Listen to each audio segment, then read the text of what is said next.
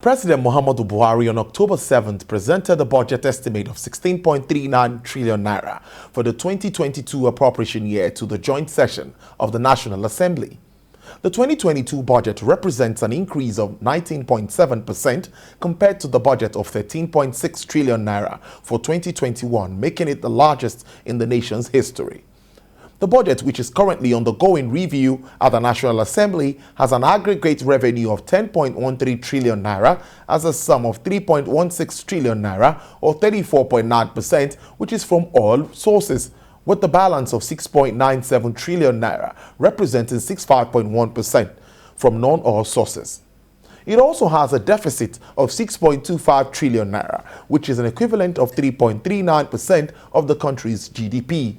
While debt will be funded by fresh borrowings to the tune of 5 trillion naira, which will be from both domestic and foreign sources. Given the federal government's track record of revenue underperformance over the years and the absence of any major reform to drive this projection, economic analysts believe that for government to cut down on its debt burden, there is need to remove the structural bottlenecks that limit productivity and the revenue earning potentials of the huge non-oil sector, which will sustain growth and economic resurgence. I have joining me live from our Abuja studios, Nigeria's first professor of capital markets and Nasarawa State University, Kefi, a professor there. He is also the president of the Association of Capital Markets Academics of Nigeria, Professor Uche Uwaleke. Good afternoon, Professor Uwaleke. It's good to see you.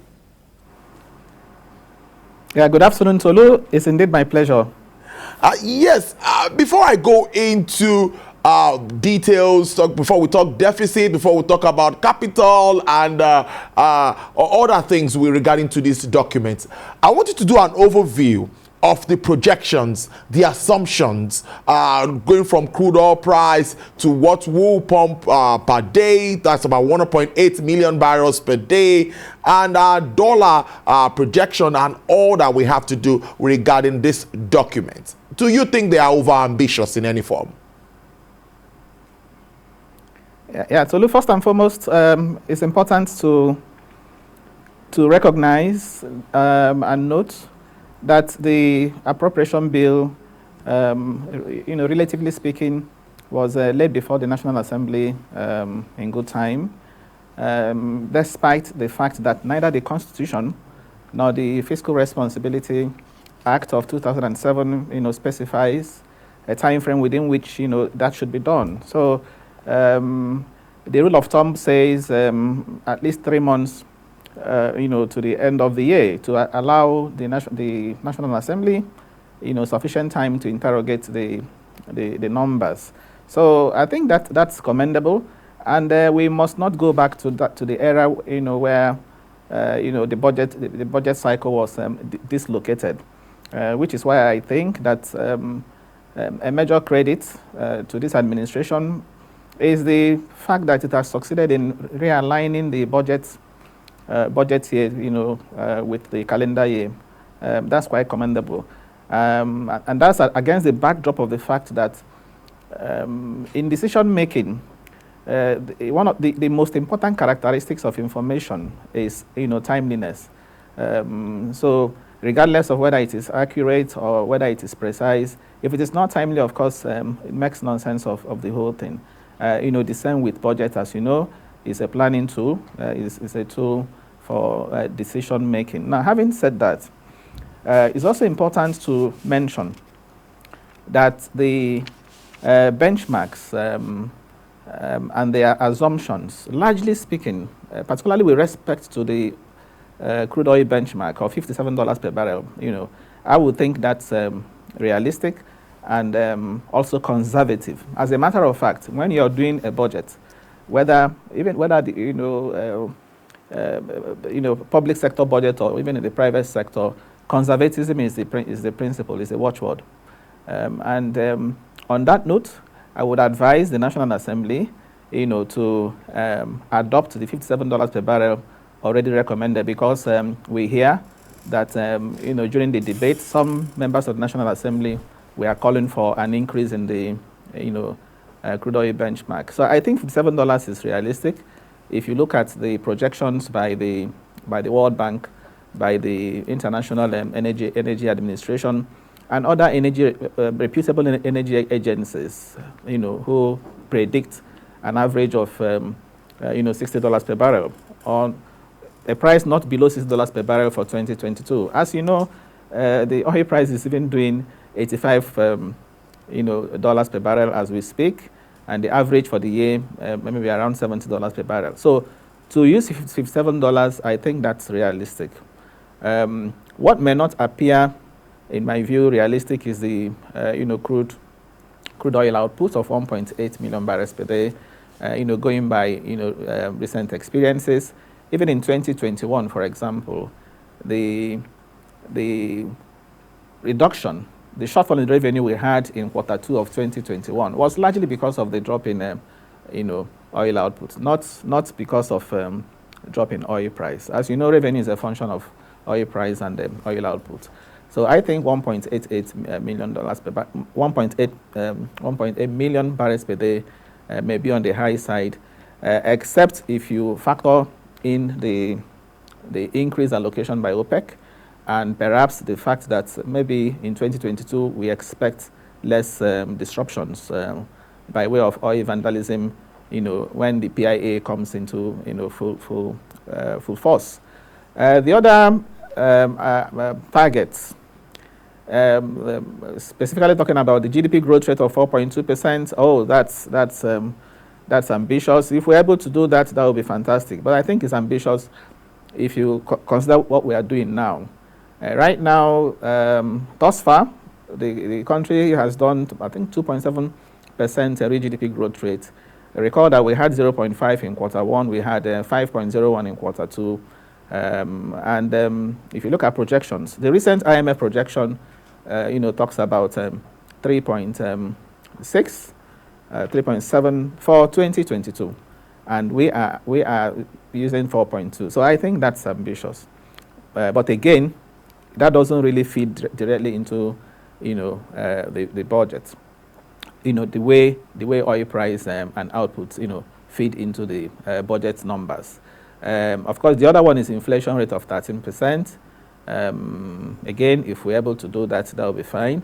But if you look at the pace of this deceleration in inflation rates, maybe by the close of the year, we may get about 15% inflation rate. But there are still risks to inflation. We are going to have this risk, we are going to come face to face with this risk next year, and that may also shoot up inflation rate. And that's talking about, number one, the implementation of the Petroleum Industry Act, part of which we'll see, to the removal of oil subsidy. We understand by mid of 2022, the fiscal impact of the PIA would, crystallize. The other issue also has to do with the exchange rate issue. The exchange rate of 4.10 to 1.5. You might say it's not realistic, but the idea of using that official exchange rate is not to trigger, some panic behavior. It wouldn't have made any sense if the government had said that they were using an exchange rate outside of the official rate that is currently in place. If the government had said, for example, exchange rate would be 5.10 or 5.20 or 5.30, of course that will signal, devaluation, and the market will react, and that would dislocate a lot of things. So it was important that that rate was used, 4.10 to 1.5. Again, which was also why I felt concerned when there were calls, in some quarters, that the central bank should allow a market reflective, exchange rate. Exchange rate. It was not, yes, market reflective exchange rate. Of course, what that means, in effect, is getting the naira devalued, because of this general feeling that the naira is currently overvalued. Yes, and, Prof, allow me to interject, Prof.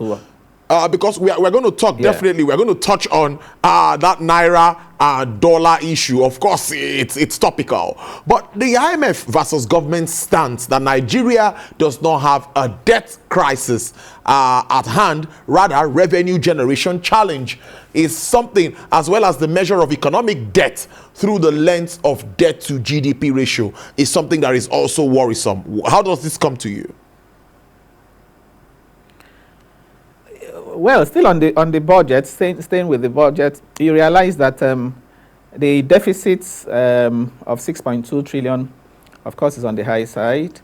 I think, with proper combing or scrutiny of the budget, that can come down. We have a recurrent projection of about 6.8 trillion. And then we have the actual money that is going into the development fund for capital projects is 4.9 trillion. And to argue that the borrowing will be specifically for capital projects, may not come easy. And that's because the simple way to look at it is this. If you are going to spend, for example, for ease of, calculation, suppose you are going to spend maybe 100,000 naira, that's your aggregate expenditure. And out of that 100,000 naira, 60,000 naira is for recurrent, 40,000 is for capital. And you're also going to have, you're projecting a revenue of maybe 80,000 naira. So once you have a deficit, and you are going to finance deficit by borrowing, the logical thing is if it is going to be for capital expenditure, it means that you are going to borrow just 40,000 naira, if 40% of that is for capital. But when you borrow something in excess of 40,000, remember I said 6,000 is recurrent, 40,000 is capital. So if you are borrowing in excess of 40,000, it means part of that is going into recurrent. It's as simple as that. So we have a recurrent of 6.8, we have capital of 4.9, what is coming into the development fund. And the new borrowing we're doing in 2022 is projected at 5.1 trillion. And if you add that to the one that is coming from multilateral and bilateral project-tied loans of 1.1 trillion, so you have over 6 trillion, coming from debt. And you have capital of 4.9. So what that tells you simply is that part of that will flow into recurrent, and that's where the challenge is. So I think because it's only a small proportion of that financing that is coming by way of privatization proceeds. That's talking about 90 billion, less than 100 billion naira. Okay, so the bulk of it is still debt. So so in my view, that's on the high side, and also, as I said earlier on, that can be trimmed. If you look at the recurrent spending critically, you can trim that to reduce the size of the deficit, especially the section they call service-wide votes. I've looked at that section, service-wide votes. There are certain items there that one can. I would expect the National Assembly to look into critically and see how they can be trimmed. One of them is contingency. Under service-wide votes, contingency grew from 20 billion 2021 to 30 billion in 2022. And you ask yourself, what is contingency? Contingency doesn't refer to any specific item. Contingency recurrent 30 billion. Under the capital components, you have capital supplementation. You also have contingency, 15 billion. So the total contingency we have in the 2022 budget, recurrent and capital, 45 billion, is higher than what was allocated to Federal University of Agriculture, the four of them we have in the country, and the Federal University of Technology, again, the four of them we have in the country. So I think the recurrent side can be, looked into. Again, with respect to debt, as I said earlier on, our debt to GDP, we are told is 24.88%, within the initial 25%, country-specific threshold that we had. But remember too, that sometime in February this year, that country-specific threshold was increased to 40%. Now, the point is this. We are using a wrong premise, to explain our capacity to borrow. Our capacity to borrow is better explained by debt service to revenue and not debt to GDP. Okay? Our debt service to revenue ratio is very high. We understand in excess of 70%. And that is what actually measures your debt capacity. Now, if you look at the other debt burden indicators, take the external debt, for example. You have a situation in which your external debt and your foreign reserves are, have a ratio of 1-to-1. That's dangerous. Okay? I was looking at the movement in external reserves, yesterday. As of 2 days ago, the external reserves, gross external reserves, stood at $40 billion, $40.3 billion. A month ago, it was about $35 billion. And of course, we know why we have seen that jump. It's because we issued Eurobonds and got over $4 billion. Okay, so the point I'm making is this, that when you're also borrowing, especially doing external loan, you're looking at your reserves. Remember, the bulk of our reserves come from crude oil sales. So when you have a ratio of 1-to-1, that's not advisable. When they're about the same, what that means is that if you were to pay all your external debts from your reserves, you wouldn't have anything at all. Okay, so debt service to revenue should be the major benchmark to explain capacity, and that's also why I feel my recommendation in this program, Tolu, is that in terms of debt limit, that should be the function of the National Assembly. Let the National Assembly take over the setting of debt limits, as opposed to the current situation in which the Debt Management Office sets country-specific limits and is sometimes constrained to increase it, as we saw recently when they moved it from 25% to 40%, thereby giving more room to borrow. But if it's with the National Assembly, just as we have even in the U.S., recall that in the U.S., the recent issue that had to do with lifting debt limits to enable Joe Biden not to default in debt payment, that was the duty of the Congress and not, again, the executive arm. Remember, the DMO is part of the executive arm. So that's my recommendation in this program. If that is done, it means that we have some sort of check and balances.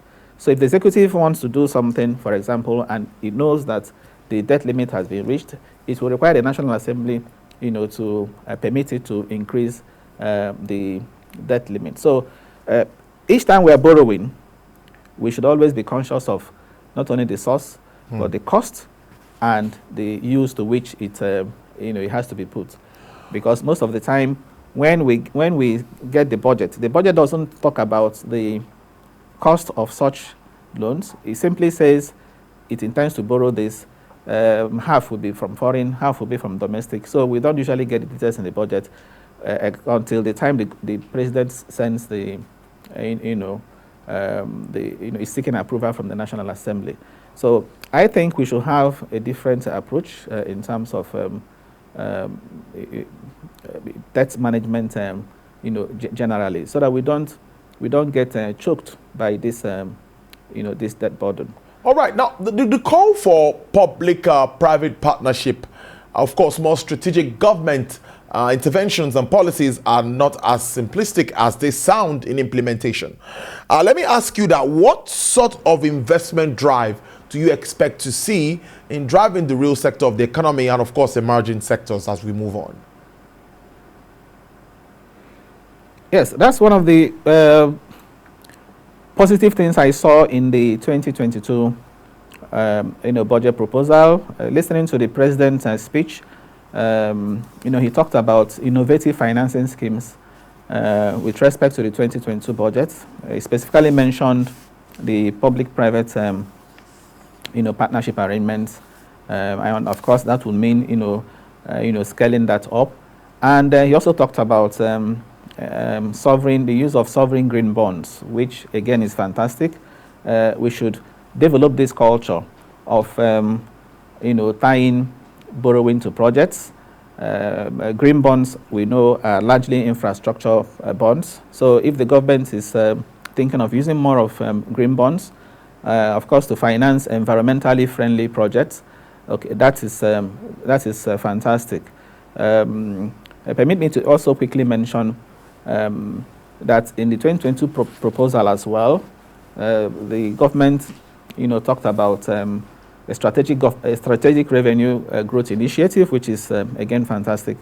One of the revenue reforms we have there, which the government says it intends to sustain, is the cost to income ratio of 50% for government enterprises, which of course is meant to ensure that what they're remitting to the government is on the increase. So that is fine, including the pro health tax that is also being conceived, and that's talking about the carbonated drink tax. So all of that, of course, they are good. And in terms of public-private partnership, of course, we have a couple of them, already in place. The tax credit strategy, you can also see as a form of, public-private partnership. The strategy that the government is, has been using to finance some of the, road projects, getting the private sector to do roads and then take, a tax credit. So that is PPP arrangement, a sort of PPP arrangement. So more of such, of course, is expected in the 2022 budget. And that's the way to really finance infrastructure, because the government cannot do it alone. You understand that some of the major projects already going on, like the second Niger Bridge, is being handled by the Nigerian Sovereign Investment Authority. I also understand the Lagos-Ibadan expressway, the expressway from Abuja to Kano. All those are by the NSIA. And if you also take into cognizance the Infraco company that the central bank is promoting, 15 trillion Infraco company, that will have a lot of private sector input, currently being championed by the central bank, the African Finance Corporation, and again the Nigerian Sovereign Investment Authority. So you can only finance infrastructure effectively in the country with a lot of input from the private sector, and I'm happy the government is moving in that direction. It's a good way to live it. I'm always enjoying talking to my professor. That's Nigeria's first professor of capital markets, and is Professor Uche Uwaleke. He's also the president of the Association of Capital Market Academics of Nigeria. Prof, thank you so much and enjoy the rest of your day. My pleasure, Tolu. Thank you very much.